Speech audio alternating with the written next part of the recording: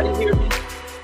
Last time, let me just check myself. That's y'all can hear me, but y'all sometimes don't. So I'm gonna just check the levels. Nope, that's not right. This is first. Happy New Year, everyone. I'm just making sure my mic is working. Yep. I see the thing on the thing is jumping on the thing. So how y'all doing this evening? Welcome to the first BroDiallo broadcast of 2025. I've been gone since the 16th. I think the last time we had a BroDiallo broadcast. There's a lot going on and a damn thing happened. I appreciate y'all coming through. These next 4 years is going to be ill. As KRS once said. I'm very, very happy that we made it to another year. Yeah. Oh, let me talk. Now I'm talking about the year.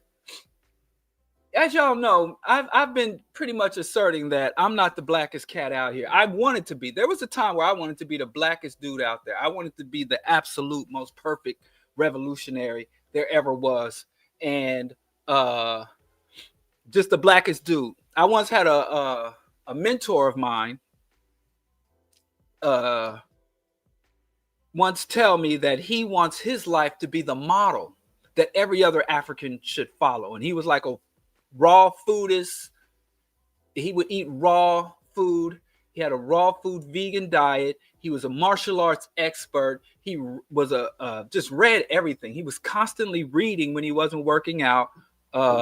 He only wore African garb, like authentic African garb, straight from the motherland or African hand. So he only wore clothing, including his underwear, that Africans would construct. He even found a Haitian leather worker that knew how to, or a Haitian cobbler to make his shoes. So all of his clothing were made by African hands. He didn't own cars. He refused to own property. He was like, yeah, I'm going to live my life as a model that if every African lived as I did, the system would collapse overnight. You couldn't have white hegemony. You couldn't have capitalism. So I'm like, man, that's a commendable way to live one's life. I'm like, couldn't be me though. I mean, like some of the stuff he got up to, I did, for many years I did raw food up until my wife and I were raw food vegans until we started having children. And we were like, no, we ain't gonna do this with kids, man. Let's go ahead and saute up the tofu. We can't do it. And but some other stuff. But those few years I spent working with him on a daily basis and organizing with him was pretty interesting. And I'd always be looking for a slip up. I always be looking to be like, yo, and he's not on social media. You ain't gonna be able to look him up. He don't mess with social media. Did he have a phone? I think he had a flip phone. This is just a couple of years ago. I ran into him. I was in New York and I ran into him. I hadn't spoke to him in years and he had a flip phone. But anyway, I'm like, man, I want to be blacker than other people. I want to be the blackest. But I gave up being the blackest because I got too many vices. I'll never be the blackest. That's it. I'll just never be the most blackest, most African, most conscious person. I'll never be. And I'm glad because if somebody like when people that are blacker or more conscious than me jump up, I'm like, yeah, go. Hey, like, I don't care if people pass me and go miles ahead of me. So, I don't think you have to be a perfect revolutionary or perfectly black or perfectly African to be African, right? So anyway, I shared a picture. And this is what I'm talking about. This is the kind of shit that I'm telling y'all about. So I shared this picture New Year's or the day after New Year's because I had a good time, my days of running the streets. Shout out to Rich man, my man Rich. We run to Lower Manhattan to these little dive spots and bring in the new year. Or I'd be at Brother Natural's house, bringing in Kwanzaa, or I just have taking for Kwanzaa celebrations. I used to be in the streets, whether I'm kicking it, partying, or doing some Kwanzaa event. I was very accustomed to being out on New Year's Eve and New Year's Day. But now my New Year's, I spend at home in front of the fireplace. We watch movies and I bring in the New Year's with my wife. And then my sons who are getting older, they are running the streets. And we no longer obligate them to spend New Year's with us. It's like, come if you want to, For the 9 months I carried you, growing in my testicles, no charge. So we don't even guilt trip them. We like, if you want to go and run the streets and be in the streets, be with your homies, be with your girlfriends, go do that. Don't feel obligated to sit with two old people on one of the biggest party nights of the year. But now we have a new hostage. Because like I said, we sit in front of the fire. We might watch a movie. We might play a game of chess or something. We just do casual, low-key shit. And then we get non-alcoholic sparkling cider and toast in the New Year's. And this year, for the first year, we had our granddaughter with us for New Year's. And that is the first for us. So I wanted to share it with the rest of the world, and share the good time we had. So I shared this here picture. And I knew it was going to be trouble. I'm like, I'm going to get in trouble if I share this picture. And here it is. And let me show you the trouble I got into. Where's the thing where you can zoom in? No, that's the picture. I don't know how to work computers. Oh, there it is. Let me show y'all this. This dude is wild. And I knew this was going to happen, so I can't even act like I'm a victim because I brought this on myself. Because this is what I mean by blacker than me. Brother Hikari came in and said, "Are you kidding, Diallo Kenyatta? You actually celebrate colonial New Year's? Malcolm X would be turning over in his grave. Stop assimilating. How revolutionary is giving European Gregorian calendars power. You are half mind in mental liberation and half out." I'm like, damn. And that hit me, man. Listen, you want to come at me, man. You can challenge my manhood. You can challenge my identity. You can come at me in many ways, but don't come at my revolutionary credentials. It hurts. So, most times I'm able to laugh off trolls. Some dude called me gynocentric. Some guy created a fake doodoo head account.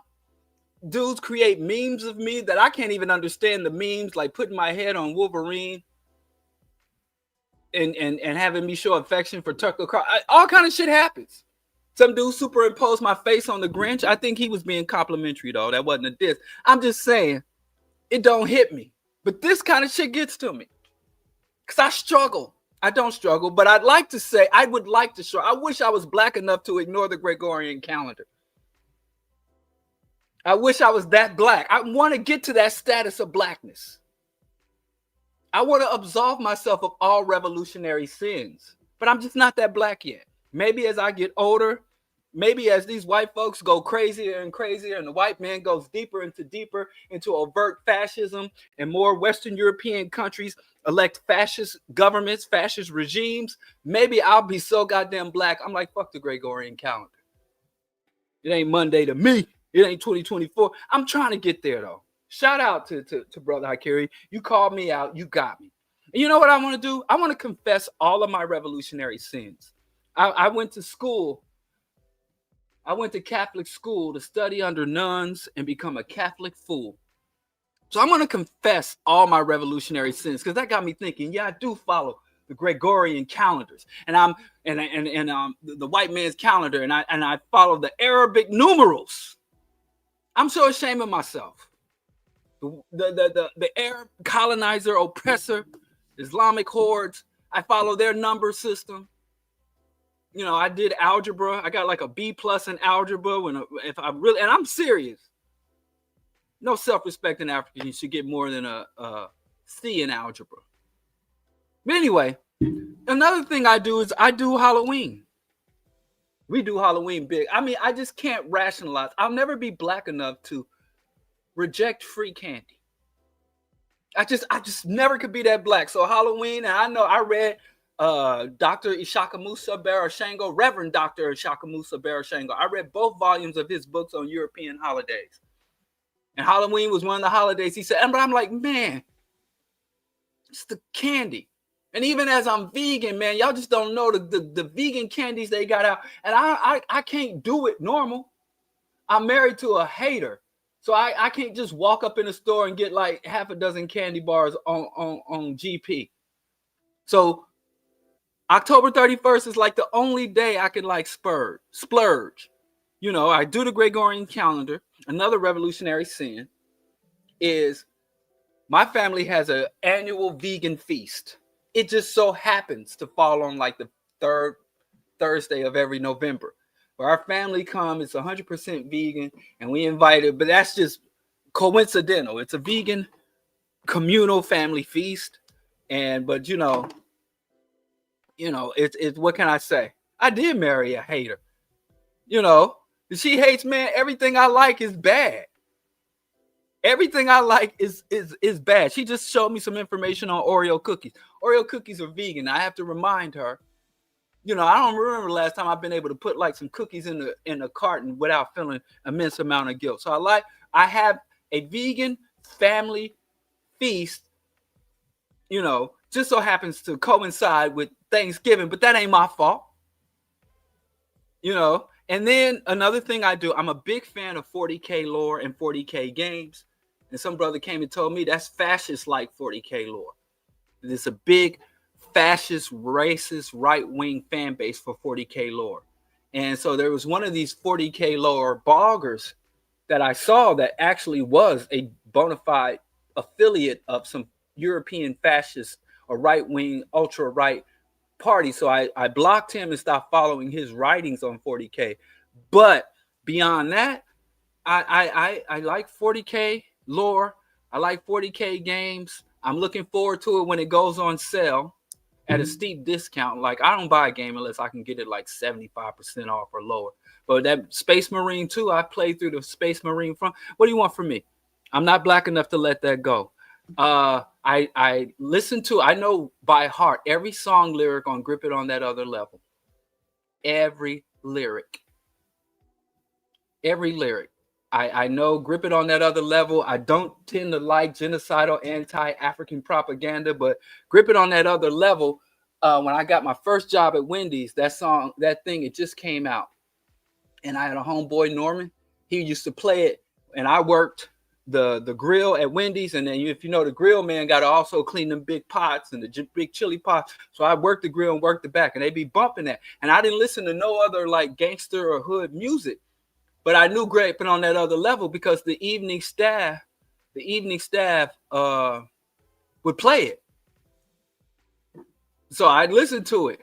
I'll give your ass hell and charge you rent. Fuck you up like a goddamn accident. Innocent is how I look because a nigga my size ain't supposed to cook. So I would listen, and I had heard it, and the song had burrowed in my head over that year it came out because I was working at the Wendy's night shift, working close, and they would just play that same CD over and over. So it's one of the few like albums of that genre that came out back then that I knew, because I was PM Don and Boogie Down Productions, Poor Righteous Teachers, all that. But so Grip It on That Other Level, and I saw it in a used CD store, and I buy it, and it's kind of like my road music. So if I'm driving from here to Kansas City or from here to Detroit, it just, so that, and Controversy by Willie D. What you see, D? What you see, D? I'm sorry, I'm not black enough. I listen to Willie D. Controversy. I listen to Grip It on That Other Level. Willie D's my favorite ghetto boy. So when he dropped his first solo, I had to go and get it. But, what do you want from me? What else do I do? I do reverse safaris. Or what I say, Euro safaris. Like, I don't know if it's a safari, but like, I'm a big fan of architecture. And two of my, and like, whenever I go somewhere, I go and look at the architectural structures and look into the architectural history of the area that I go. And I go on architectural tours because I barely got money for a plane ticket. So if I'm flying somewhere and you don't have money, you can go and look at architecture, and you can go online and print your self-guided tours for the architect, because I like architecture. And some of my favorite architecture are like, I hate to say it, neo-colonial and pre-colonial and cathedrals. Like, I was in Toronto, and I saw this magnificent cathedral and the Gothic architecture. I like that shit, and I go around and look at it. I take pictures of it. I look up information about it. I like architecture, and it's not just pyramids. It's not just Native American, what are them dome houses. So Western and European architecture, sometimes I give myself self-guided tours when I travel, especially like when I was in Baltimore. Man, some of that colonial architecture is just magnificent. And just the layout. It's also the civil engineering of that era. And it's real interesting where you have eras that were literally designed for pedestrian and horse and buggy traffic, and how a lot of that got integrated into the modern automobile, uh, uh, society and culture. New York has just so much, man. I lived in New York in over a decade. I saw a small fraction of the architectural wonders and details of New York and Chicago. If you're an architecture buff, and I say it ain't just, it's a lot of the like colonial Gothic, some of these cathedrals got some of the best architecture in the so-called New World. What do you want from me? So that, and I like minimalist design. Somebody told me minimalism and minimalist design is also fascist. What do you want from me? So I have a few sins. I think that's all. Now I have another sin. I won't confess this sin. It just hurts me too much to my heart to admit this. But I'm just not the blackest dude. So yeah, I don't mind you calling me out, on my being not black enough. I'm not black enough for you. I understand that. If I'm not black enough for you, I might be just a black stepping stone. Yep, I've been on the Chicago belt. The Opera House. I've been on that boat tour a couple of times. But here's the thing. Here's the problem with me. See, I got on it for free because I was working. I took some youth on that, some young black youth. I took some youth on the architectural boat tour, and I wasn't even watching them damn kids. I was there enjoying it. Oh, someone should say, how's that fashion? Well, minimalism and starkness, it's like Scandinavian, it's Aryan. It's a part of Aryan culture and design, so some people, when they see that, if you look at the Nazi fashion, like what's that, Hugo Boss type shit. So some people understand that the thing is, some people think if Nazis like something, then that makes it Nazis. Like if Nazis or right wingers are into something, they think by default that thing becomes theirs. So 40K has a lot of right-wing fans. If you know about the grim dark realities, perpetual warfare, there are a lot of elements in there. In fact, the Imperial of Men, which is a fictional civilization within 40K, is a fascist, militaristic, tyrannical, theocratic government. And so you're supposed to look at this and be horrified, like, wow, look at this horrible fictional reality. But some people look at that and be like, delicious chef's kiss.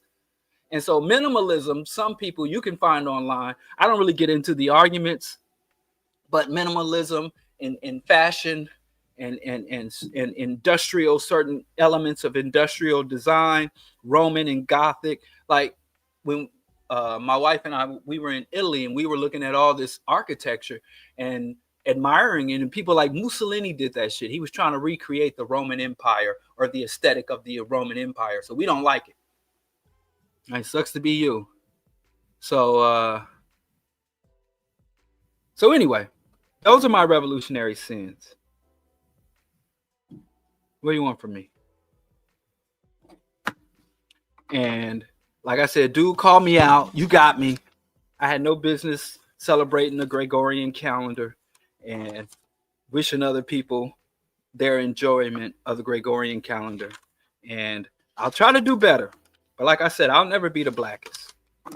And I have to say, I'm a little beclept. I'm a little under the weather because I had my grandbaby here. Oh, I got that up there like that. Sorry, Q. I didn't mean to keep you on deck. I'm a little under the weather. Don't say that. You can't say that, blood, honey. You can't say that. You're going to be over here with me. You're going to be in the Black Revolutionary Re-Education Camp. They're going to do us like Clockwork Orange and pin our eyes open and show us pictures of St. John's Cathedral and slap us and shock us. Show us Doric columns and shock us. So don't admit it. This is my confession. You go confess somewhere else. These are my confessions. Anyway, I'm gonna get right to the topic, and we're gonna have to get it, hit it, and quit it, because I feel better now. I feel cleansed. I see why y'all go to these fictional gods and holy men, and I feel better now. I feel like like I'm no longer like I'm coming out. I want the world to know. And yes, I do intend to watch the 40K Hammer and Fist, or Hammer and Bolter. That's series. I saw some of that on YouTube. Looks dope. But yeah, all that side. But I've been following 40K lore for years, because when the very first iteration, I was playing Age of Empires, and I was playing the Star Wars adaptation of Age of Empires, Galactic Battlegrounds, and I was playing that online and playing the mods. And then I was like, man, I like Age of Empires, but I like the Age of Empire resource gathering and base building merged with super tech hi-fi. I wasn't the biggest fan of StarCraft, even though I played through the first couple of campaigns. But then when I saw Warhammer 40K, and then I played Winter Assault, Dawn of War, I've been playing that and the mods ever since. And then for years, I couldn't play because I didn't have a computer that could run it, but now I do. But anyway, let's move on. That's not what we're here to talk about. Speaking on people who ain't black enough, inadequate blackness, I want to talk about foundational Black Americans, because I know it was going to happen. And I know I am spitting in the wind. I am howling at the moon. I am wasting my time and your time, but I wouldn't be able to forgive myself if I wasn't out front saying this. I see this. I see this foundational Black American shit taking hold and spreading and infecting larger and larger segments of the Black community. And I've been calling it out. I've been taking shots at it. So this will be my last ditch effort to discourage the Black masses from going down this foundational Black American path. Now, every time I talk about foundational Black Americans, the FBA, the people who identify as FBA, love to jump in my grill and say, that ain't what we is, that ain't who we is. But you judge a tree by the fruit that it bears, and I disagree with Kwame Ture. Kwame Ture said, you can't judge a belief system, a spiritual system, religious system, governing system by its adherents. You can't look at its adherents and use it to judge the merits of it. You have to look at the tenets of what it says. He said you can't judge Christianity by the dictates of Christianity. You can't judge Christianity by the dictates of Christianity because Christians are bad. So you have to look at Christianity and judge it based on its dogma, its teaching, its writing, the translations, and what it advocates, what it instructs. Now, I'm okay with that, because Christianity in its text, it's the Bible, in the Holy Book, the Old Testament or the New Testament, the various prophets and apostles, it's all horrendous. Christianity is a male chauvinist murder cult. Same thing with the Torah. Same thing with the Quran. I'm okay with that. I don't have to look at Muslims, Christians, or Jews and say, well, these people behave badly, and then because I can just look at the text. And in fact, some of the most, I always say, everybody loves Christianity till some Christian shit happens. Because many of the people that you or the rest of us would look at and say, well, they're not real Christians. This man killed his children. He's not a real Christian. He beat his wife. He's not a real Christian. This man supports imperialism. This man supports Zionism. He's not all that, everything, all these horrible things we see in the world are validated by the tenets of Christianity. And even you who like to say, well, that's the Old Testament, eye for eye. Jesus said out his own mouth, he fictionally said out of his fictional mouth, I do not come to replace the law. He came to validate, enforce, and advance the law. Jesus' teaching was an addendum. It wasn't a review. It wasn't a replacement. It was an addition. Anyway, I digress. The only thing Jesus changed, one thing. The only thing Jesus changed from the Old Testament to the New is the path to salvation. In the Old Testament, the path to salvation was animal sacrifice and other ritualistic behaviors that you could get in. Adherence to the law, keeping the Sabbath, animal sacrifice, and bloodletting, and flagellation, all that weird shit you had to do in order to absolve yourself of sin. And Jesus said, you can no longer enact rituals, sacrifices, or adherence to the law will not inherit. You will not inherit the kingdom of God. Now, the only thing you can do to inherit the kingdom of God is accept Jesus was the final sacrifice, was the final bloodletting. Even the word blessing, when someone say bless you or blessing, the word bless means to drench in blood. It means to drench in blood because Christianity is a murder cult. And so all that to say is that's the only thing that changed. Everything else applies. So that bloodthirsty, imperialist, genocidal, pedophilic, and all the other shit that happens, incestuous, bestiality, all that, and then some. Anyway, I digress.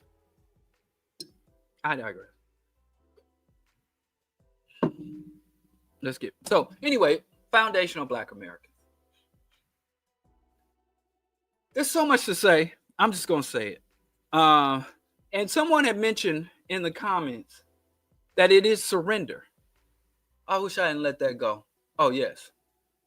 It is surrender.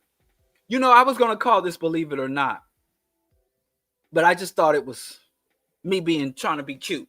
I'm too old to try to act cute. But I was going to say putting the con, C-O-N, in conquest. That's what I was going to call it instead of we slick boss. I was going to say foundational Black Americans, putting the con in conquest.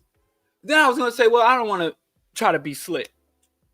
So then I said, maybe I should put embracing conquest. I wanted to call the subtitle of Foundational Black Americans, Embracing Conquest.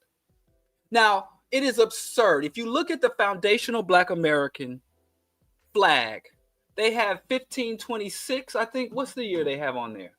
It is the year of the earliest date that in 1526, the earliest recorded date, which was a ship log, that Africans in bondage were brought to the so-called New World, was in the 1500s. Was in the 1500s. Now, that's in the New World, in the Americas, right? Now, slaves had been coming to South America, Haiti, the Caribbean, and South for at least 2 decades prior to that, but they not foundational.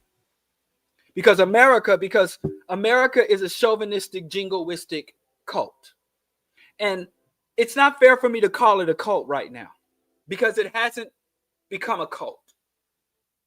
But it has cult foundations. And I fully predict that what's going to happen, the evolution of FBA is that it's going to become a mass movement. It's going to lose credibility and corruption. And then the few die in the wool hardcore people, it's starting to reach mainstream. It's going to reach mainstream exposures. Its founders and leaders inherent vices and corruptions will cause it to collapse on itself, and it's going to eventually descend into cult status. It's not there yet. But if you try to engage or have a discussion with an FBA member, you will find that it is very much akin to engaging with a cult member. And secular cults, in many ways, secular cults, depending on their status in the larger society, can be as difficult and as disruptive as religious cults. But that's another. But they're not there yet. I would not call them a cult, literally a cult, but it has cultish components or tendencies. Anyway, see, like this kind of shit. Like, there's no founders or leaders of foundational Black America. Like, because if that's the case, that means it descended from heaven. Because there's no founder of Christianity or Jesus. So that's the type of cultish rhetoric you get from them. And this is another thing. This is always another thing where this person said there are no founders or leaders. There's also where people say, well, you're wrong. It has no credibility right now. We always underestimate some shit and let shit sneak up on us. We as a people are very good at identifying offenses, atrocities. We are very good at seeing shit once it happens. We're not very good at projecting and preparing, because a lot of times African people, or just decent people in general who don't have insidious agendas, have a real hard time comprehending the trajectory of evil. So we'll see something brewing and we'll be like, that's horrible. That'll never take. They're like, it's kind of like on our side, like the people who said Trump could never be president. Trump has been the core. Trump is just ill. Trump could never be president. Tariq could never be a mainstream Black figure. FBA could never have credibility and mainstream status. I hope you're right, Seahorn. But what I'm seeing and what I'm observing, the rhetoric, because ADOS is already holding national conventions. You'll find these FBA people every day. They're just whittling away at the intelligence and progress of Black people. See, are we wrong for respecting our lineage? And that's all it's about. It's just us. You understand? It's just us looking at old pictures, colored folks. Like I said, if you engage, converse, have a debate with an FBA person, they have their lines already. It's just about lineage. It's just about lineage. That's it. What's so bad? It's just y'all scared of nothing. Anyway, but I digress. So I just want to, again, share my positions, my point of views. Now, I hope I'm wrong about FBA gaining in popularity. This Fat Joe shit, gained FBA quite a bit of status and attention. I'm seeing more and more Black people just casually drop that. Like, oh, yeah, boom, boom, boom. Like, I'll be talking to a Black person, and I'll bring up someone. I'll bring up a figure like, this scholar, that. Oh, I don't know. Is John Henry Clark foundational? Is John Henry Clark foundational? Is Dr. Ben foundational? Just asking, like, what the fuck are you talking about? Like, people just drop. They'll say foundational. They'll say foundational Black American or FBA. They'll just drop that shit in average conversation. Or they'll be saying, I ran into this foundational Black brother and sister. Maybe y'all don't dwell in those circles, and bless your heart. Y'all keep better company than I do.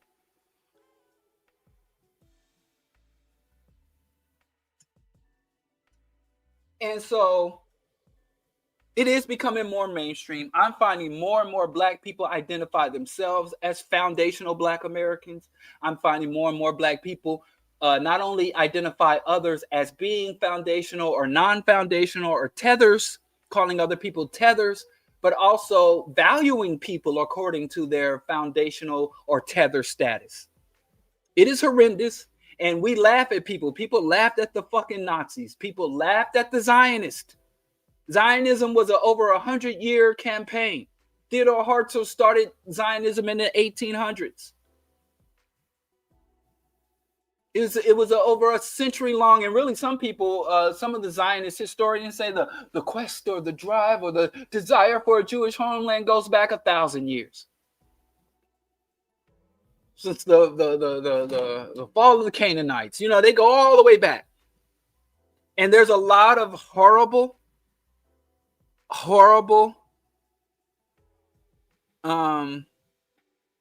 ideologies, horrendous ideologies that rise up in times of desperation, times of fear, times of societal shifts, especially in times of collapse. When a society is in a time of collapse, and we tend to think, well, the fall of America is an inherently good thing. But that's not the case. The fall of America is only a good thing is if America collapses to the left. You know, I'm sure there are a lot of people running around like the fall of the British Empire, the fall of the British Empire, the fall of the British Empire. And the fall of the British Empire gave birth to the United States. Britain's naval superiority, Britain's economic, the sun will never shine. So you can easily, just because something goes away, does not mean that creates literally a vacuum. So if we're not prepared and organizing to put something more constructive, positive, progressive in its place, there are a lot of things that much worse than America. And I know it's hard for us to imagine because we so goddamn spoiled. We think this is the worst oppression anybody ever encountered.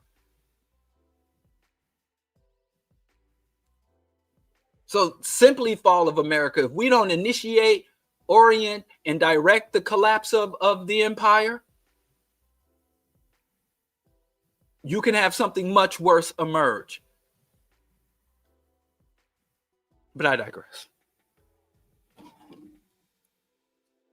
I'm just going to go over some points. Foundational Black America embraces conquest. Foundational Black America. See, this kind of shit. Here I am, black as hell, nappy ass beard. And back when I had hair, my hair was nappy as hell. And we got black people fucking checking where they from. As if a cop rolls up on me, rolls up on a Jamaican brother, rolls up on a Nigerian brother, one of these racist fucking bands, rolls up on any of us. And then will that mean any fucking difference? As when the white man came to steal us, they didn't say, are you Fulani? Are you Dinka? You know, what, are you good up? Are you a Khan? Who are you? Or you know, they was like, snatch them all. But now we got here, these people doing this bullshit. So anyway, like I said, all I'm saying is y'all like, oh, it's not mainstream. It's not a cult. But if we don't take deliberate and conscious action to subvert this FBA movement, and it's because FBA is a bastard offspring of ADOS. Some people are, getting out ahead of me. ADOS gave birth to a much more reactionary movement of FBA. And what could the FBA give birth to? But I digress.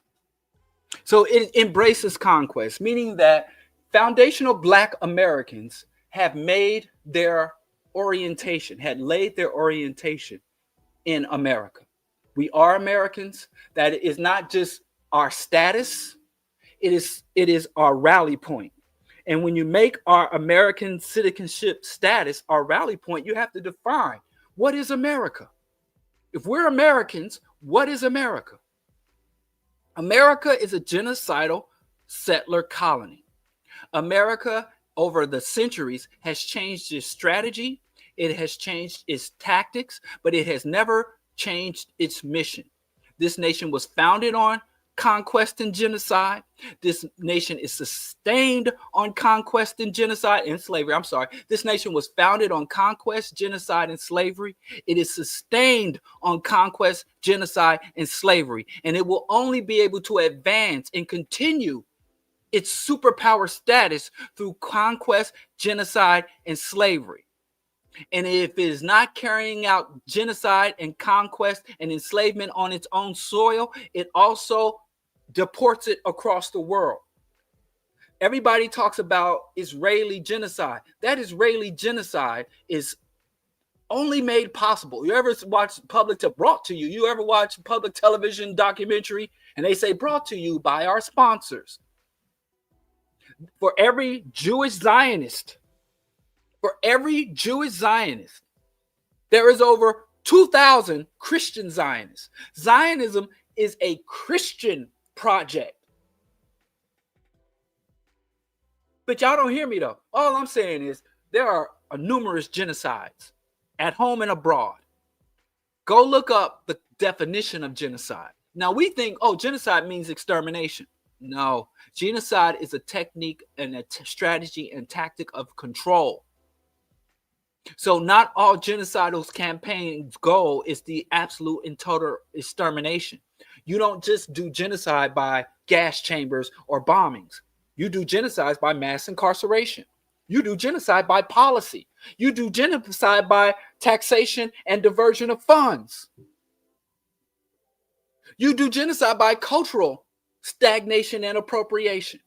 The United States has never ended its genocide. There are Native Americans right now. I have to say this, it always comes to my mind. The last protest I went to for Congo, Palestine solidarity protest here in Chicago. And there were people coming from Oklahoma to protest genocide in Palestine. And I'm like, there's genocide right there in Oklahoma. In Missouri, around the Oklahoma, Missouri, Kansas area, you have the Lakota Nation, one of the largest surviving Native American nations in the U.S. territory. The Lakota are under a campaign of genocide. They have the lowest life expectancy, the highest infant mortality rates. Native Americans even have a higher incarceration rate than African Americans. Or foundational Americans. What the fuck? So I'm like, you literally have white people. You have to pick a genocide. And when I bring up other genocides, people are like, oh, we're not on that genocide this week. Like I said, what happened to Darfur? The Darfur, there is a famine of over 25 million people being killed by none other than Saudi Arabian funded Islamic militiamen have man-made famine in the Horn of Africa and South Sudan. And I was somewhere and I'm like, yeah, the Sudan. They were like, we ain't on that. No, we're dealing with Palestine today. But remember Janjaweed, Dar 5? The Armenian people are still trying to get their genocide on the official record book. And Turkey's like, well, you want to have military launch bases. You want to be able to attack the Middle East from bases. And don't say the Armenian genocide never happened. There are genocides that ain't even made it to the history books yet. Uyghurs, Myanmar, Brazil is still the Brazilian conquistadors, the white people of Brazil, whom y'all mistakenly call brown, Latino, or Hispanic. The Europeans, the Portuguese and Spanish of South America are still carrying out mass killings, going into the Amazon, cutting down the Amazon, burning the Amazon, and sending death squads into the Amazon to kill. It's genocide.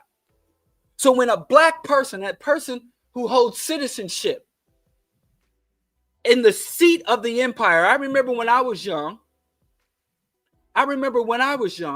we used to call America the belly of the beast.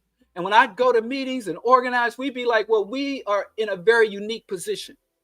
Because as our brothers and sisters all over the world struggle against or out on the fringes of empire,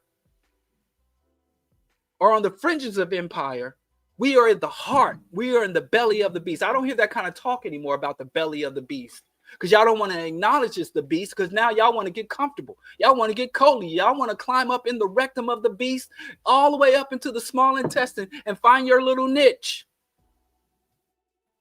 And claim your little spot. Stake your claim in the belly. You're acting like, oh, the belly, oh, this ain't feces, this is fertile soil. So anyway, in order to fully embrace your American status, you have to embrace slavery, genocide, and conquest. And there are several people, Africans, Native Americans, other people who are victims, where they're saying, listen, I'm willing to cooperate. I'm willing to embrace this agenda. You just have to give me and mine a relief. Because Dr. Clark said, somebody got to be the nigga. So they say, well, let's find other groups.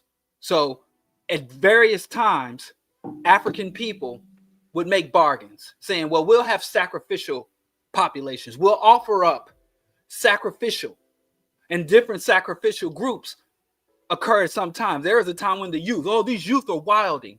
These youth are this, these youth are that. And we'll offer up our own children as sacrificial.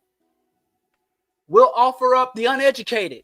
Oh, these uneducated, you don't go to school. Now, I got me a degree. I got me a Phi-Beta Kappa key. I'm a Negro of letters. I am a Negro who's initiated in Kappa Phi Alpha and all these. I'm a Black Greek.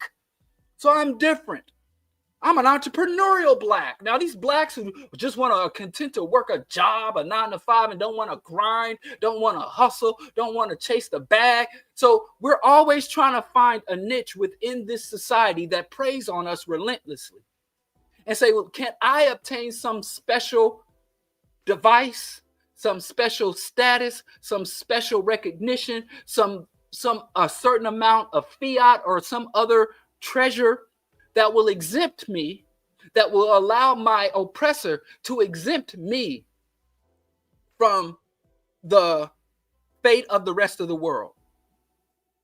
So I'm a law-abiding Black. Well, that's not enough.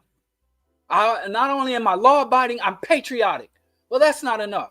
It's not enough to be law-abiding. It's not enough to be patriotic. Well, I'm highly educated and highly skilled, and I could walk up into the boardrooms, and I could walk into any multinational corporation and begin to generate profits. That's not enough. Well, I'm willing to be a frontline soldier of the empire. I'm willing to validate the empire. I'm willing to make the empire's agenda my own. I'm willing to make the enemies of the empire my enemies. I'm willing to overlook the crimes of the empire, or even worse than overlook the crimes of the empire, I'm willing to put a price on the blood of my ancestor and take that payout and be a loyal. It's like, you're getting there. And so I see so many Black people that are ready to be full-fledged Americans. Now, for the last, when did this start? I say it started in around the 90s. A lot of Black people started saying, wow, the promises of the civil rights movement have been unfulfilled. We got the civil rights reforms, we got the civil rights bill, we got affirmative action, we got an end to Jim Crow, we got access, woo, woo, woo. And some people, which isn't true, I would never go this far, but I understand the sentiment. I understand how someone could make this conclusion that we were better off before the civil rights movement. We were better off under Jim Crow. Now, this is not true. This is not materially true. It's not economically social. It is not true. We were not better off under Jim Crow. And there's some Black folks who are so short-sighted and so unimaginative, they think the only options we have is either Jim Crow or this current status quo. We either stay here or go back there. No going forward.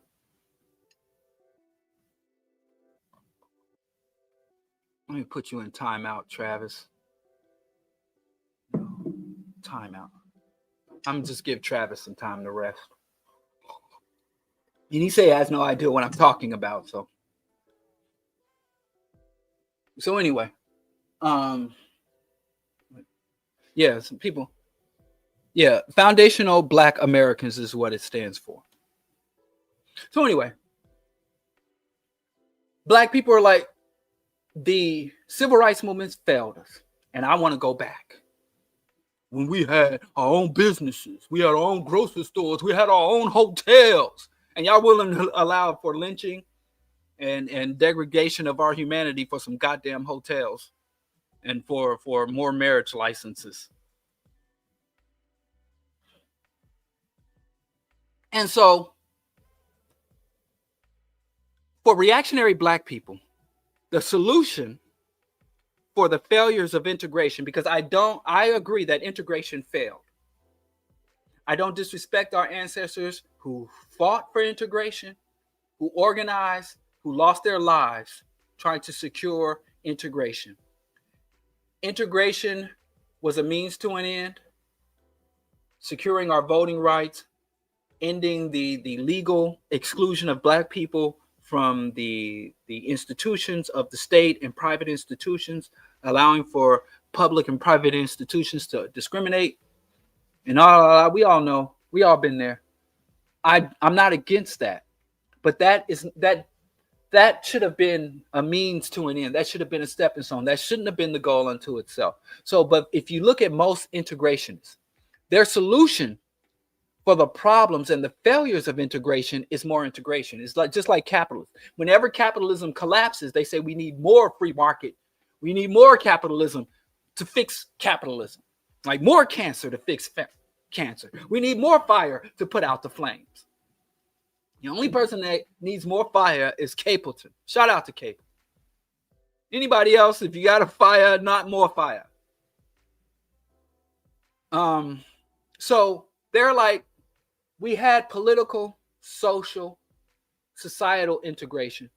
We had integration brought by public policy. So now people are thinking economic integration is where we failed. We didn't get the check. We integrated ourselves physically with white people, but we didn't integrate the money, which is not really true, but I understand. I'm not going to nitpick that assertion. And so they're saying we're going to ask for all the same shit that has failed us, but we're going to tie it to a check. We are Americans. We are patriotic. We align with the agendas of America. We want America to succeed because that tide lifts all boats. We will make our core identity America. We are nothing more than Black Americans. We know different than the only thing is the color of our skin and the content of our character. So they want to basically, as the founder of ADOS said, they want to be made white. They want to be able to move through society and to be identified as nothing more than a citizen of the United States and derive all of the benefits of being a citizen of the United States, regardless of this being a full-fledged citizen of the United States and enjoying all of the perks that come with the citizens of the United States is fine. If Haiti must remain under the imperial thumb, if the people of the Congo have to continue to experience daily ecocide and atrocities, if the unrelenting support for the Zionist atrocities, if the preparation and execution of war with the Chinese and the Russians, the continued expansion of nuclear power and nuclear weaponry, I'm fine with all that because I'm an American. Now, I always say, Black people, regardless, the proof is in the pudding. Black people, even though we're identified as citizens of the United States, even though we're identified as citizens of the United States, we have always been treated like subjects. We have always been treated like subjects of the American empire. Subjects of the empire have status, they have standing, they have certain allotted privileges. But whenever it is convenient or necessary or just entertaining for the empire to violate your human rights, they can take it away. Whitey giveth and Whitey taketh away. There are many Black people, you can go on the internet and look at it, asserting that have been beat to death, shot, incarcerated, had their property confiscated. The whole time they're literally reciting the Bill of Rights. They're talking about their constitutional rights. They're talking about the state and local constitution. They have Black people, while they're being aggressed upon by the state, yelling out their pedigree. I'm from Harvard. I have a degree from Harvard. There are Black people who have been strung up from trees while yelling at the white man about how diligently and how loyally they served in America. 'Cause I'm a veteran. You can't do this to me. I'm a veteran. I'm an American. You can't do this to me. And only seeing the more credential, the more status, the more you elevate, the harder. You're like, the more we fight for them, the more they fucking hate us. Every time I see some Negro being accosted and thinks his pedigree, I'm an American. I'm an American citizen. I know my rights. I'm a graduate of MIT. I served on the Obama administration. I went to a beer summit at the White House. And the cops get more belligerent and more aggressive. Yeah, they just pulled over a national treasure, Ice-T. Just got pulled over and got his car towed. Free Ice-T. He ain't even locked up, but free him more. Free him anyway. Preemptive free Ice-T. So any movement that makes our Americanness, our citizenship, our pedigree as formerly as descendants of slaves, our rally point, our center, our core, is either deceptive or stupid or both. That is not a sufficient rally point for African people. That is not a sufficient rally point, and it is a rally point that disrespects our true lineage. We are the oldest existing people. Whether you go to Leakey, whether you look at the mitochondrial DNA, we are the oldest humans in the fucking world. And we're going to go back, we're going to take a 200-year step back and say that's the start. This really hit me when Sizzler was singing, a tether. Sizzler was singing, I'll never trade a continent for an island. I'll never trade a country for a continent.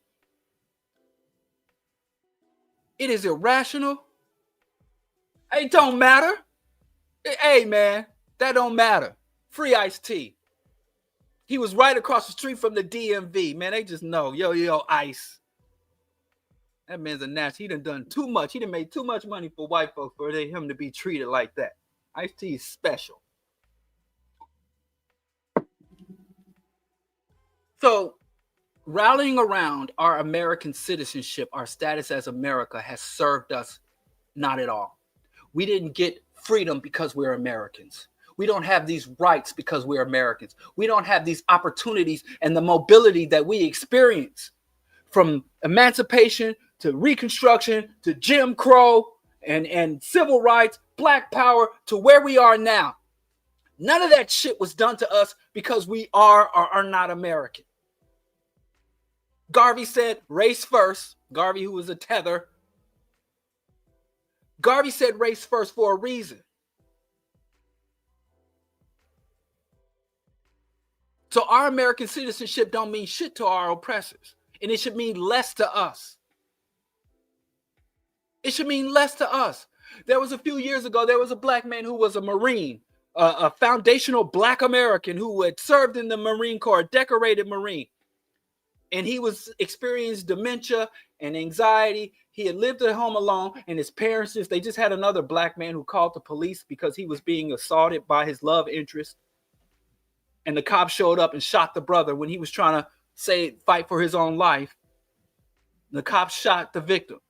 But there was a black man I think his son called and said, my father's confused. He has early onset dementia or maybe Alzheimer's. We don't know. But he wants to live independently. And so the black man had barricaded himself in the house. And the cops came there mocking this foundational Black American who had served in the Marine Corps. Once a Marine, all the Marine. And he was in there and he started screaming his credentials. I'm a Marine. I served in the Marine Corps. I reached this rank. Simple 5. Oh, I'm a Marine. Started screaming. They shot that and killed that elderly black man who was only a threat to himself, if anybody. So y'all can march up and down the street behind Tariq and his conked out ass pencil hair and his pencil. I don't trust anybody with a pencil thin facial hair. Anybody that got that, the only person you can trust with that is Morris Day and Prince. The only cats that got like pencil thin facial hair, Morris Day and Prince. Anybody else, don't fucking trust nobody with the, who got time for that? I barely want to I just cut this back, like just lawnmower. Like I just cut it back. Like, man, imagine what has to be in your mind to sit there like freaking skeezers and weirdos. But Prince, okay, Prince, rest in peace. Morris Day, them the only cats I've known that have been trustworthy with pencil thin mustaches and goatees.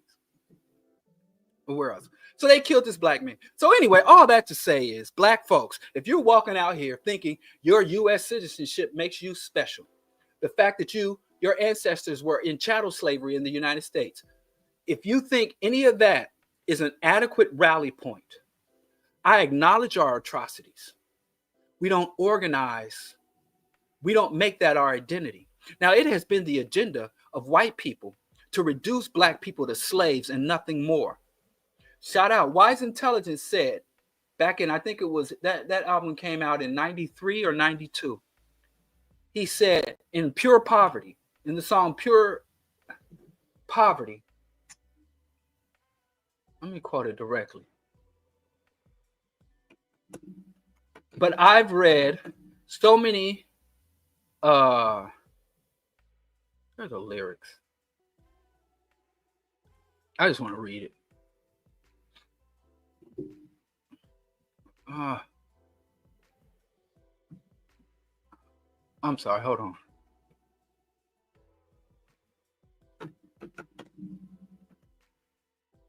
Here we go. That's close to the end of the song. I was just listening to this. Gotta be poverty that I cry. Oh, why? Oh, here it is. It's verse 4. The condition of being poor, able to purchase food, clothes, and shelter to keep food on the table. Poverty gotta be death, and black subjected to that upset. Much drugs for fucking sitting in front of the much. Oh, this ain't much drugs, much stuff. I can sit in front of the bus. Here's the line though. Pure poverty's got to be different, and it's not the place to be. Even in school, they telling me my history starts in slavery. They keep me poor mentally. They keep me poor financially. And the way that they keep me is got to be death, pure poverty. So even in school, for decades, they say, nigga, you were born a slave, you're going to die a slave, nigga. And you don't know. They didn't want us to know about Africa. They didn't want us to identify as African. They didn't want us to connect with Africa. They didn't want us to have any affinity for Africans. They wanted to see ourselves as separate, apart, and distant from Africa. Then you come along with black people with whole movements saying they them, we us. They them, we us. And then they even come to me. My family, my uncle did a genealogy. Traced us all the way back to the 1600s. I know the plantation in Virginia. I know the plantation in the Louisiana territory. It wasn't even a state at that time. I know my lineage all the way back to slavery. Shout out to Uncle Chris. He paid a pretty penny to do this detailed genealogy that used history, archives, and DNA. And he was really into that at one time. The oldest ancestor that actually came off the slave ship from the area that came to be known as Nigeria, all that. And we would, that ancestor who was enslaved, but just the main American thing. We have never been full-fledged Americans. We always have been second-class citizens. What is more accurate to say subjects of an empire as opposed to citizens of a nation.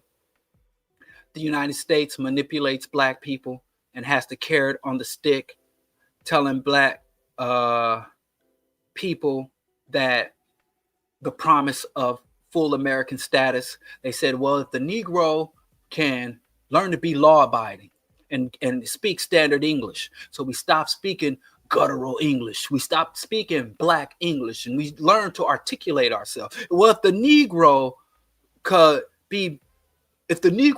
be cultured, so we didn't just learn to appreciate European classical music, Mozart and Bach. We learned to play it with proficiency.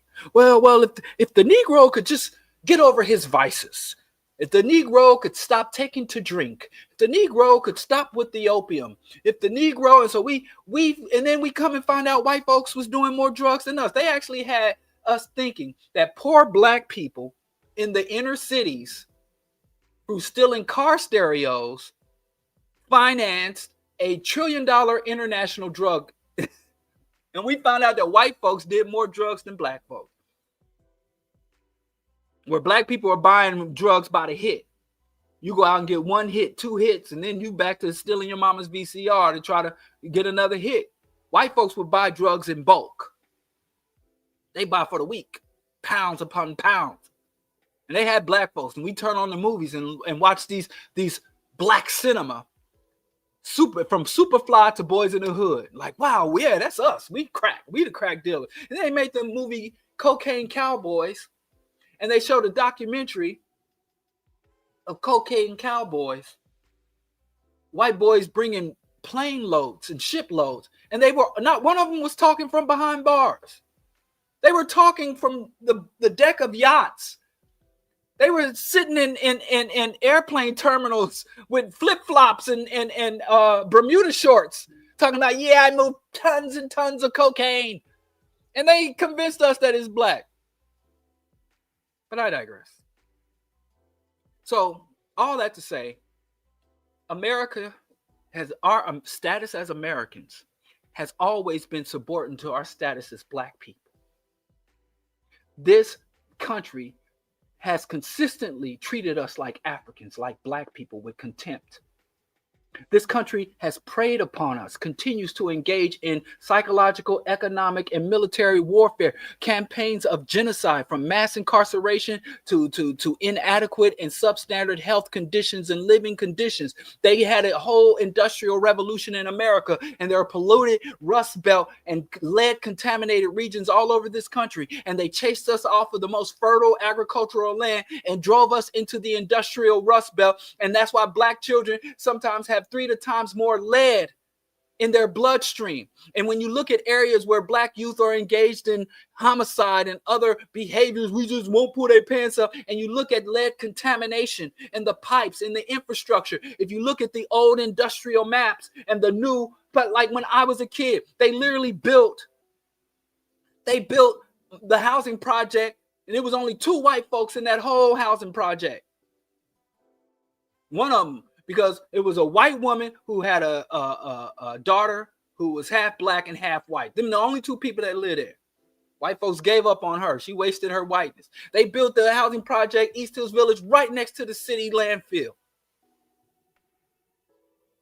So there's never been a white man in a boardroom, in a government office, in a police precinct to say, whoa, those black people have American citizenship. We can't do that. Now, wait a minute. We're talking about black Americans here. We're not just talking about any blacks. These black people have social security numbers. How the fuck the majority of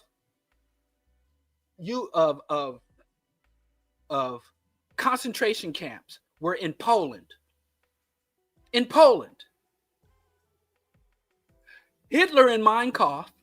I had to read Mein Kampf because I was a political science student and we were taking a class in political ideologies. So I had to read Mein Kampf. I had to read Communist Manifesto. And the professor used to tell us, I told y'all before, don't leave these books sitting on your dashboard or out in the open. Because he said he's had people had their car windows smashed, tires slashed, windows broken, been cursed out. So he's like, you have to read these books, Mein Kampf, Communist Manifesto, Revolt of the Man, all that other shit. But he said, keep it on the low. This is dangerous. So I read it, and I'm like, just seeing who Hitler hated. He hated the Slavs more than he hated the Jews. And can you imagine a German Jew with German citizenship, who's been in Germany back when it was the Holy Roman Empire, been in the territory of Germany since it was under Roman occupation.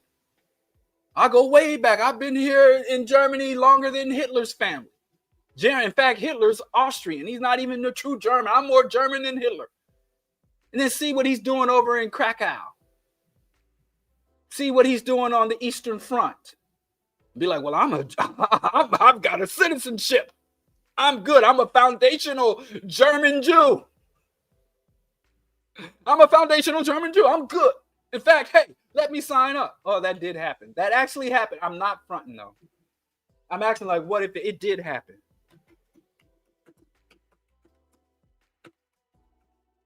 I point this book out a lot.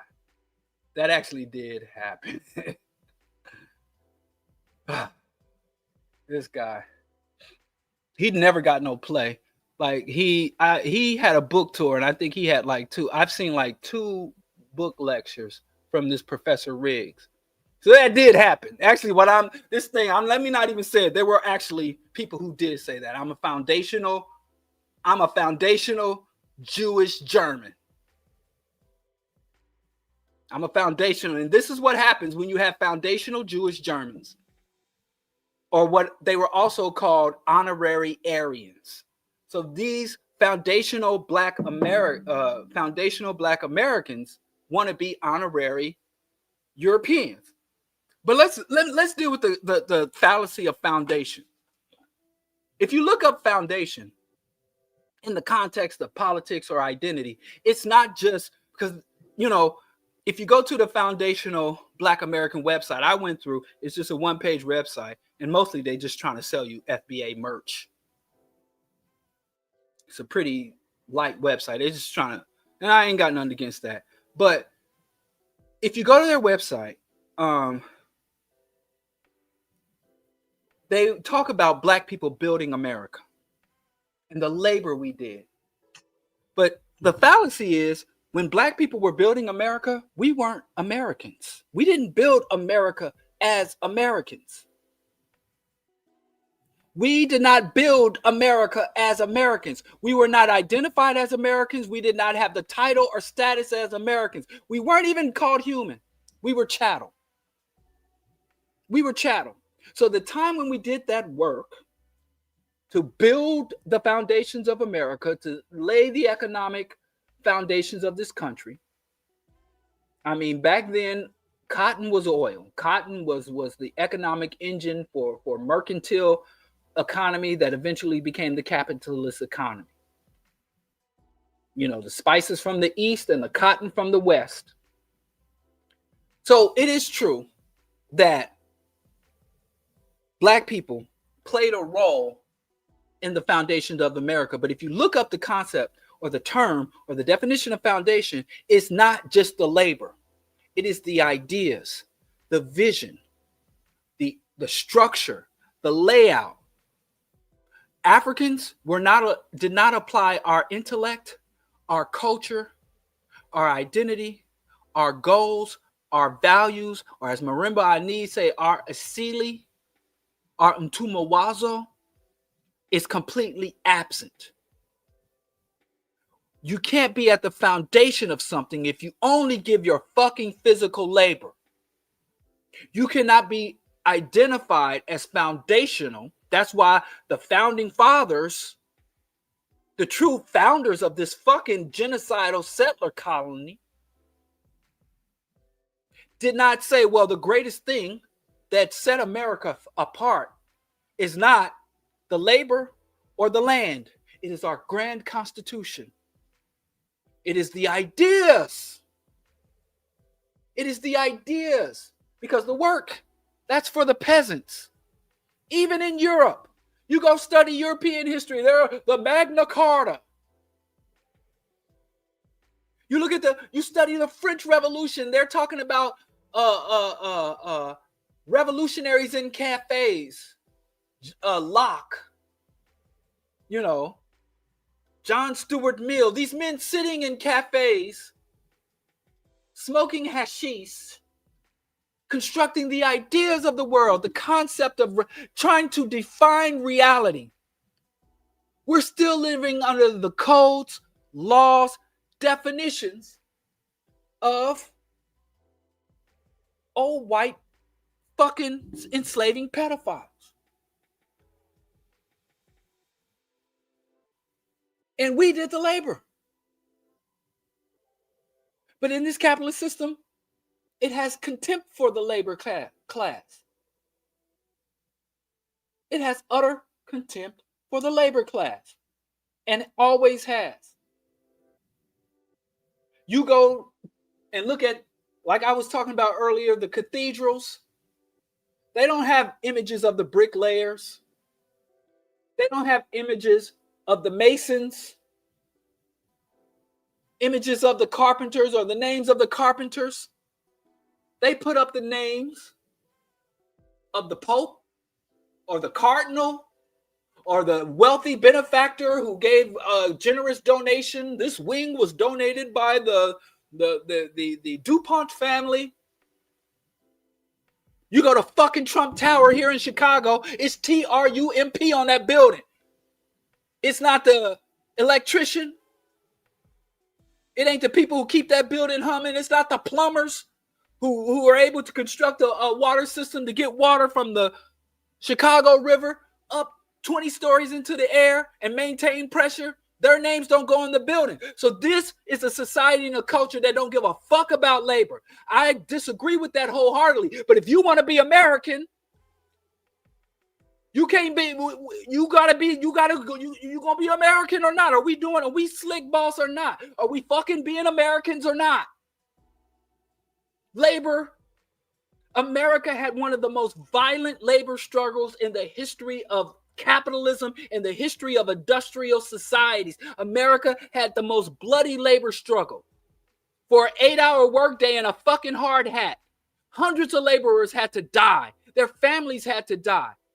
There were encampments of people who went off to fight war for America or build great dams and other great infrastructure for the American capitalists, and they go and create tents, cities, waiting for their pay, waiting for their benefits, waiting for their compensation. And they send in Pinkerton or they send in the military to mow down these villages. White people. They did this to white people. And they don't respect the labor of white people. But you want to go to the white man and say, oh, boss, you want to know I did a lot. I done did a lot. I done labored hard. You're wasting black people's fucking time. They don't give a fuck about labor. Now, if you give a fuck about labor and you want a society that honors labor as I do, I want that. I say, hey, take Trump's name off the building and put up a big plaque of all the workers. And not only that, they should own the fucking building. Fuck the McDonald's Corporation. If the workers should own it, then that's socialism. That's communism. That's collectivism. That's the most anti-American. So which are you? Are you American or are you not? Because if you're American and you look to me and say, where is African ideas? Where's the African mentality? Where's the African personality? Where's the African value system? Where's the African input on the most sacred documents? The most sacred documents. And when they say, well, we're going to free these slaves, y'all free, emancipated. They didn't say, well, rewrite the Constitution. Because when you wrote this shit don't mean shit to me. Frederick Douglass said 2 centuries ago, before he hooked up with the great auntie of Umar, before he laid up with his black wife to give birth to the Umar's ancestor, he said, to what is the Negro your 4th of July? Your very concept of freedom, your very concept of liberty, your very concept of nationhood is an affront to me. I don't want nothing to do with it. Take this nation and shove it. And they have not deviated. So if you're telling black folks, we built this here nation, who you telling? Who you telling? What favor do you think that will carry for you? What favor do you think that will carry for you? And what's weird is you find a lot of these foundational black people, they're entrepreneurial, pro-capitalist. So the fact that we built this nation, we didn't build it as Americans. We built it as Africans. If you look at the old ledgers, when they weren't calling us beast, when they weren't calling us Negroid, they were calling us Africans. Africans built this nation.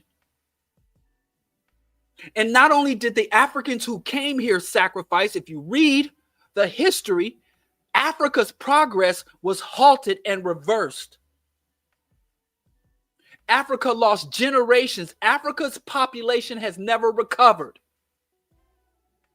There are billions of Africans never born as a result of the horrendous atrocities created. So That wasn't the crimes of chattel slavery did not start in America or end in America or impact America. Every African from the West Coast to Central to South to even as far as West Africa, they would come down around South Africa, Madagascar. It is disrespectful to our ancestors to even orient ourselves around foundational Black American. The term is an affront. It's an affront to our ancestors. It is not honoring them. It is exploiting their suffering for a payday. We are not foundational to this goddamn country. We are foundational to the crimes. We are a byproduct of the crimes of this country. We are not a part of the glory of America. The labor that our ancestors did in this country were under the most horrendous conditions. They found a mass grave sites all over this country. They still finding mass grave sites from the Manhattan, the Wall Street mass grave site to the Devil's Punch Bowl. When they would excavate the skeleton of these Africans, they would find that ligaments and tendons had ripped from bones because they had these Africans just laboring. And you want to align yourself with that legacy to pull some dollars from this nation and to align yourself with other people across the globe and in this country still going through this shit today. You should be foundational anti-American. I can get with that. Foundational anti-American. What kind of Black people? I mean, even Disney Studios. Y'all go back and look at the Falcon and the Winter Soldier. And they had that Black soldier say, nigga, what the fuck you talking about? You were proud to be in I mean, I remember y'all came home after that episode. I watched it weeks after everybody else saw it, but I saw what people was talking about. So the concepts are false. Our status as American is in name only. It has never secured or rescued us from the atrocities and ravages of the government. Our citizenship is no more protective of us or an appropriate rally point than a Jew under Nazi Germany's citizenship of Germany was protected. As far as foundational, we are not foundational. The only good thing to come out of our existence in this country is not the labor, the resistance. We don't orient ourselves around the forced labor of our ancestors. We orient ourselves around the resistance. We need to honor the Africans who burnt shit down, not who built this shit up. And we will not acknowledge the building of this nation until this nation ends the conquest, genocide, and slavery. America still has millions of people in slavery right now in its judicial system. Millions of individuals forced to do labor. They have millions more of people who get insufficient compensation for your labor. If you're getting insufficient compensation for your labor, you are an exploited worker. And don't think because you can go and go to Walmart and come home and collapse in front of Netflix that you got some level of freedom. It's inadequate. The wealth that we produce is given over to Elon Musk and other scumbags. And you notice how much they go in hard in the fucking paint against, let a South African, let a Senegalese, let a Kenyan come over here and get a job or go to school, and they get outraged. When you seen a foundational Black man say anything, the most privileged immigrant in this country is Elon Musk. And I ain't heard no FBA go out and be outraged about how much trillions of dollars Elon Musk is extracting from the government of your tax dollars. But let a Kenyan, let a Liberian, even though the Liberians, that's a whole nation of ADOS. The Liberians was a nation of a bunch of ADOS. They're descendant of slaves. The African Baptists in Nova Scotia or ADOS. And don't get to doing DNA mapping because you're going to find out a lot of y'all, Caribbean people, they used to buy whole African slaves wholesale and ship them to the Caribbean, ship them to Brazil. It was a commodity. We didn't have no passports. They used to sell us by the fucking pound. And we want to hold on to, I mean, if you are a proud Black American, that means literally you're arbitrary as fuck. Your whole identity is based on the whims of some racist white man a few hundred years ago. It is the very antithesis of self-determination. Africans don't rally. The only part in that whole foundational Black American thing that is appropriate is the Black component. But they had to put foundation and American in that motherfucker so they can kick out 99% of African people. We need global African solidarity because we're under a system of global white hegemony. We don't have the privilege, the luxury, or the time to alienate, separate, or begin antagonistic relationships to our Africans all over the world. We need Pan-African unity, Pan-African solidarity, Pan-African identity, Pan-African coordination. Stop letting in these self-hating. Let me tell you something. We ain't special. Jamaicans ain't special. Afro-Brazilians ain't special when it comes to the oppression this system levels against us and the liberation that we have to carry out to get out from under this system. And it's never going to be regional liberation. We've already seen populations of African people get some semblance of freedom and independence, and then all the other Europeans come together to collapse it. Europeans that fucking hate each other.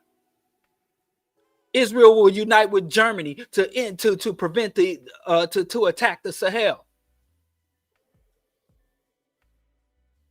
The Irish who've been fighting against the British, the Irish Protestants and the British Catholics who've been slaughtering and bombing each other for 800 years will come together to attack the Black Panthers. So when it comes to anything related to resistance, now Black folks, you can have your holidays. You can have your Jollof Wars. I don't care nothing about the Jollof Wars. You can have in the Caribbean, you can have your calypso versus reggae or dancehall, which is better. I've seen all this go down. Fine, we can have these little squabbles and these little back and forth. But when it comes to our liberation, our humanity, our empowerment, the dismantling of systems of oppression, creating a path and a place in this world of dignity for our descendants, all that shit gets put aside. Race first. Race first. Race, class, ideology. Not nationality. Not lineage. We are all African. The invasion, disruption, and theft of Africans from the African continent did not break us from Africa. They expanded Africa. We African as fuck over here. And even the Europeans see it. Like they've been here 100 years, just like the Europeans that been in South Africa for a century. They still act white as fuck. They've been surrounded, encapsulated by Africa for how many decades? How many times has the British came down there and slaughtered a bunch of Boers? And through all that, they still acting white as fuck. How you in Africa talking about sit in the back of the bus? And I'm telling you, if you would get over yourself, climb out your own ass, and you go to an Ethiopian Orthodox church, you go to the Nigerian restaurant, you go to the Senegalese, and you'll see them as brothers and sisters. It don't take nothing. I go around African people from anywhere in the world, and after 3 minutes, I'm in the mix.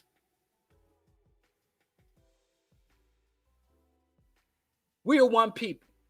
And if for no other reason, then our oppressors see us as one. Dr. John Henry Clark said half a century ago, racist cab. Now, some of the young people won't understand this whole thing about cab drivers. He said the most Pan-African people in New York City are those racist cab drivers.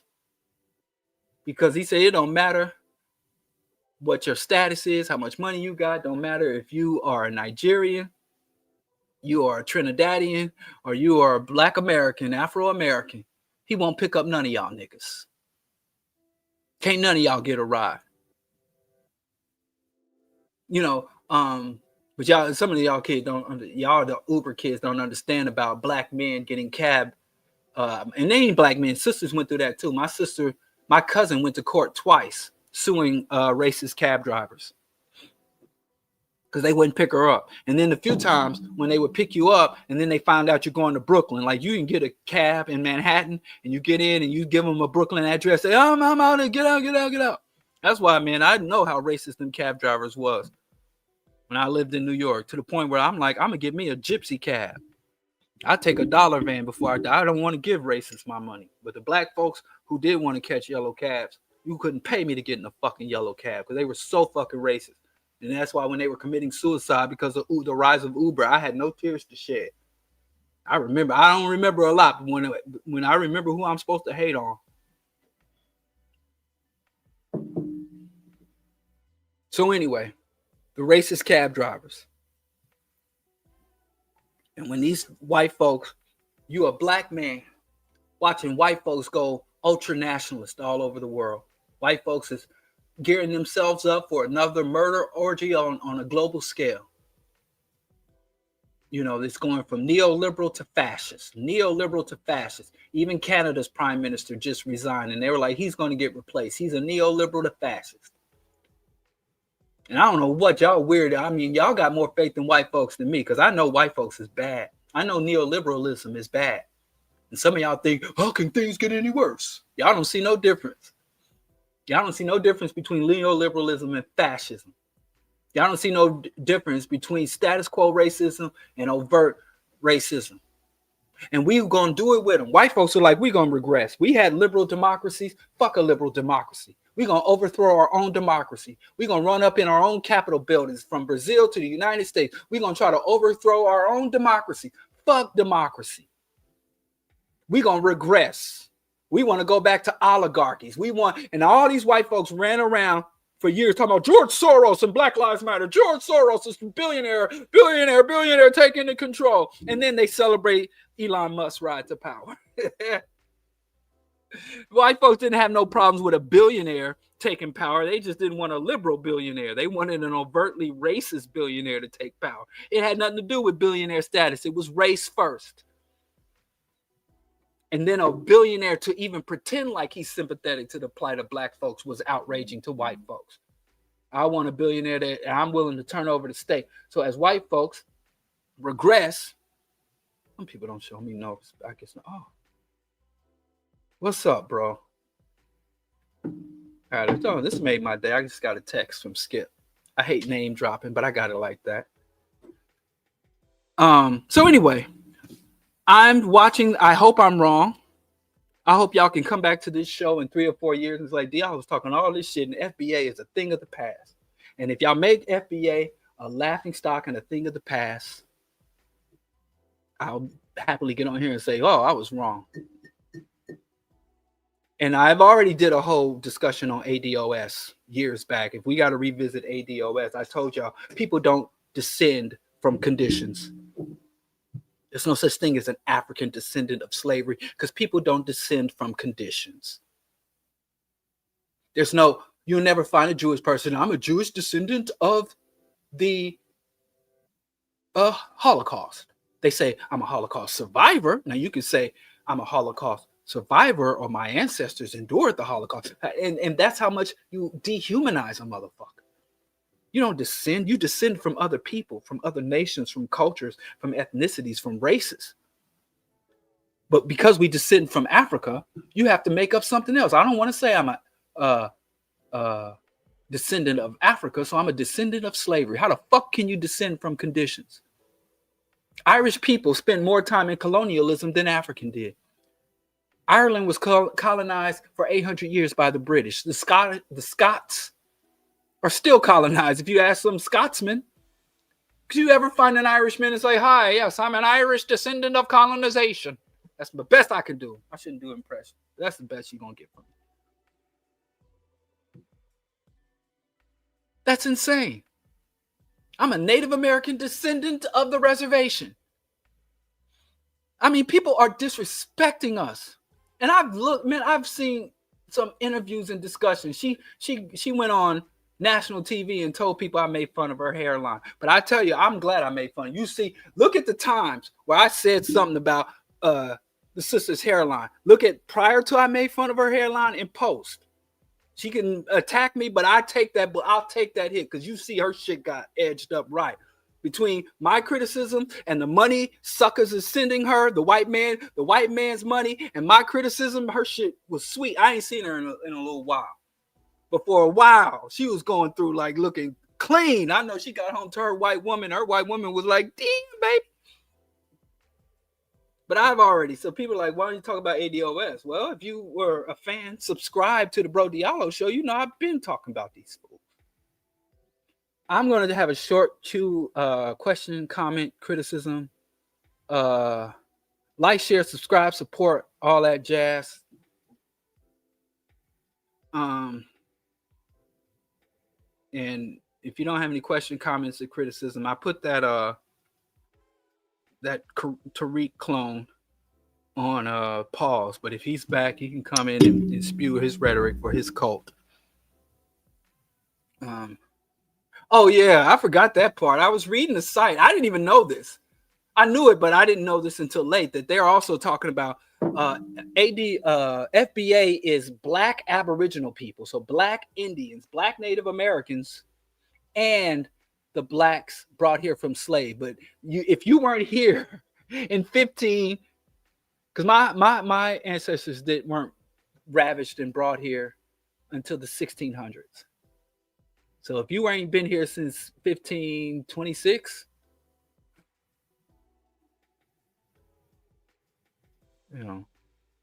that's a good question. Well, they want to be one. They want to be one with their oppressors. That's why we slick, boss. They think they slick, but they are slick because they getting over on a lot of black folks. You see in the comments section today. The origin of the word Slav did come from Slav, but another word for it actually meant the word slave, or the concept of slave or Slav. It did come from that word. It's a Scandinavian word, but this actually meant like a prisoner of war. And I actually heard the word robot meant slave. But yes, you're right. Slav, slave, Slavic people, Slavic word. Yeah, it sure did. Robota meant forced labor. So yeah, the word robot means slave as well. So it's really funny. They want to augment humanity. Elon Musk wants to augment humanity and turn us to, human robots, which literally robot means slave. It's a Czech word, but yes, Slav, the Slavic people. And many of them, if you ever talk to like the Roma or the Slavic people, Europeans hate them. I mean, I was talking to during a Bosnian refugee, during the Serbian and Bosnian and the Balkanization of Eastern Europe and the former Soviet nations. Many of those people there were fleeing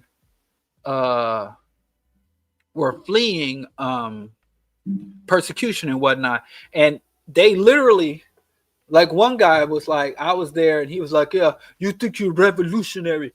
He's like, revolution is you go to work and you come home and there's a crater where your house once was. That's revolution.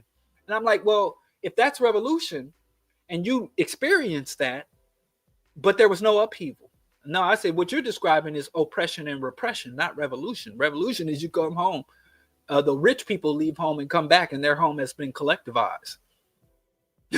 Their mansion has been turned into an orphanage. That's revolution. I don't think you understand. No, I'm like, I know you've been through some shit. But anyway, he was sitting and talk about the Slav and the Roma people, even though he was Slav. A lot of Slavs don't believe they're Slav. That's why you literally have Nazis in Ukraine, and you have Nazis in Russia, and Hitler was trying to slaughter all them motherfuckers. So it's real weird. It's weird. White folks is real particular.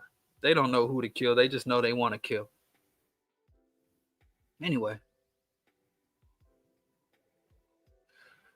what kind of Black Power, Black Panther advocate is against FBA movement for reparations? The reason I oppose the foundational Black American movement for reparation is because it is integrationist reparations. The term reparations in the context of historical injustice means you have to restore people. You have to restore people to the status that they were prior to the assault. So can you imagine an example? Well, I won't even give example. Let me just go forward because I don't want to muddy it. So the original reparations movement or true reparations movement is not simply Black people get a lump sum of money, which will allow us to better integrate into the economy. So you get so many thousands of dollars and so many grants or whatever compensation they have. And then the only option we have with this windfall of resources is to integrate into the U.S. economy, to buy into the stock market, to invest in the real estate, and to do other things within the economy. But that does not touch U.S. imperialism, U.S. genocidal policies, and other discriminatory things. Reparations went from being a component of a larger Black liberation and Black justice movement to being a panacea. So if you look at the early reparations literature and the early reparations activists, if you go back to Conrad Worrill, some of the first well, he's passed. He died recently, but his ally, Samori. What's Samori? I can't remember his name, but Samori, the elder who founded the Du Bois Learning Center. I don't know, his name escapes right now.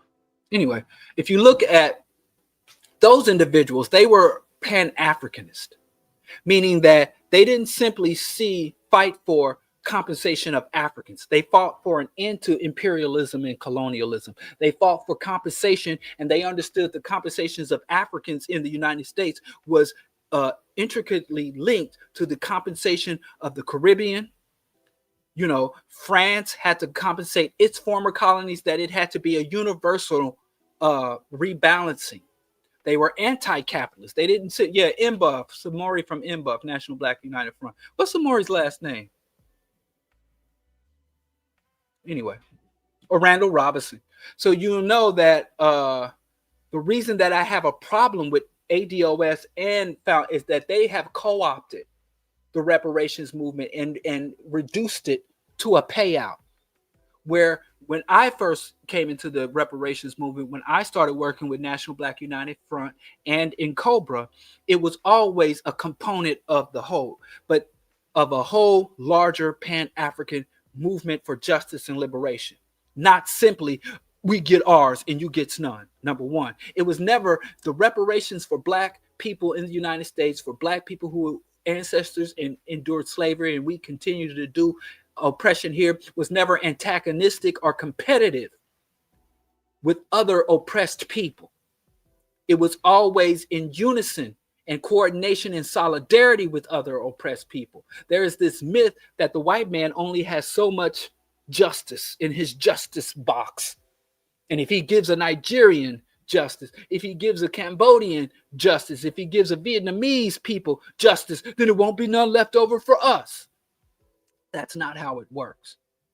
So reparations not tied to Pan-African liberation, into imperialism, ecological restoration, reparations that only gives Black people money to further integrate.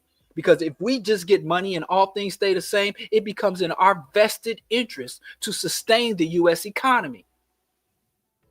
Because if you get $1 million in reparations, the next day, it's not going to be worth $1 million. This fiat currency depreciates rapidly. So you're going to have to take that $1 million and what?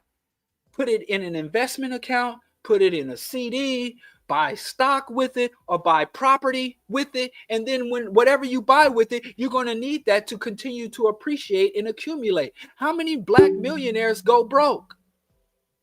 How many Black multimillionaires do we see go broke? So we know that it is in order to sustain Black people, as you see, and you don't even have to imagine. Look at Ice Cube. Ice Cube is a card-carrying Zionist. Ice Cube was a card-carrying Zionist. The Zionist said, Ice Cube, you're anti-Semitic. And he said, oh shit, that could threaten my wealth. And he went and spoke at some of the most right-wing, vicious, genocidal Zionist organizations in order to protect his wealth. Y'all look at a lot of these black rich people and shake your head and wag your finger like, why they act like that? Because their wealth is depreciating. The dollars we have are depreciating. It's different because we're oriented different. If you have to stand in the line in the airport and hope and pray that the overhead bins don't fill up before you get to on the plane, you are different than a person taking a private jet. And they are our class enemy. That's why class consciousness, pro-blackness without class consciousness is regressive. And so a panacea is saying this one thing will cure all the problems. That's what a panacea is. And reparations, FBA says, hey, our sole goal, cut the check. We want economic justice. Ain't no, so if you got to add a qualifier to justice, it's not fucking justice. Justice is justice. You ain't got to add nothing to it. So if I say, well, I can't give you justice, but I can give you economic justice, that's a hustle. So I'm not opposed to reparations. I'm opposed to charlatans and con men and integrationists co-opting reparations and separating it from the larger liberation movement. Because the founders and the initial organizers of the reparations movement all held solidarity. They would all travel to Ghana and break bread with Nkrumah and hold solidarity with all oppressed people. Not say, well, get them out of here. There's black men right now celebrating Trump's roundup of migrants. And you go to any of those fucking coons in 3 years and say, well, the migrants got rounded up and kicked out. How's your life improved? I remember when Ronald Reagan, first the Reagan and Bush, and then Reagan scared the shit out of me because all I knew was Reagan was going to cut our food stamps, cut our benefits. And I had the opportunity. I was in Raytown, Missouri. And it was after the Reagan did 8 years, and then Bill Clinton came in with his welfare reform and welfare to work programs. And it was like a year, maybe 2 years into his second administration. And I asked some white folks, has your life improved? All these welfare cuts and benefits being cut, children losing food, housing, and health care. I said, has it improved your life as a citizen, as a white person who had to spend all your tax dollars so black women could buy Cadillacs with food stamps? And they were honest. They was like, I've seen no benefit from the cuts to welfare. None of it came to us. But I digress. And they found out that more of their friends and relatives than they ever imagined were receiving welfare benefits. But I digress. Of course she did. Of course she did. Anyway, I'm going to wrap this up, y'all. I appreciate y'all. Please like, share, subscribe, support. Yeah, all that. And so my tea's almost finished. And I did my confessions. Appreciate y'all sitting through my revolutionary confessions. It was very cleansing. If I fall off any other of my revolutionary standards, I will be quick to run to the internet to tell y'all all my business. So until then, I'll see y'all next Monday. I hope y'all enjoy the new year, and go subscribe as well to African World Order.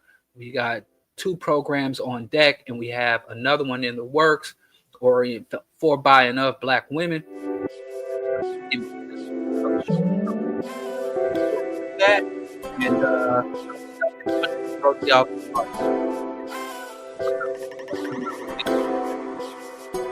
Yep.